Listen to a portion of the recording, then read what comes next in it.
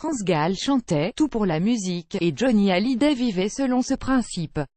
Tout au long de sa carrière, le rocker a fait passer sa passion et son métier avant tout le reste, concerts, tournées, enregistrements, impossible pour lui de ne pas vivre au rythme des guitares, et ce n'était certainement pas la maladie qui allait le forcer à prendre sa retraite. La preuve, en dépit de son cancer, il a pris la route. Avec ses camarades des vieilles canailles, Eddie Mitchell et Jacques Dutronc, l'été juste avant sa mort. Une tournée qui était la volonté du rocker, à en croire les propos d'Eddie Mitchell dans Le Parisien, c'est par sa faute que cette tournée s'est faite.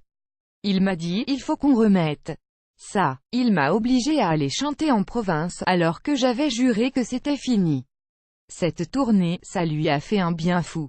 Dès la fin de cette tournée, le taulier s'était lancé dans un nouveau projet, un album, qu'il savait probablement être le dernier, et dans lequel il comptait bien mettre tout son cœur. Et ce, jusqu'au dernier moment, quand je suis allé le voir à la clinique, le 18 novembre, quelques semaines avant sa mort, NDLR, je savais que c'était râpé. Ce jour-là, Johnny disait encore des conneries, ce qu'il savait très bien faire, fait chier, je suis en train de faire un album et il me manque 2 titres, il l'affirme, c'était son obsession, c'est quand même génial.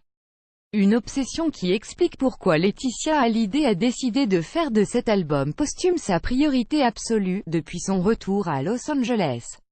Même si, avec les problèmes engendrés par la succession de Johnny, difficile de savoir quand le disque pourra voir le jour. Crédit photo, agence Best Image.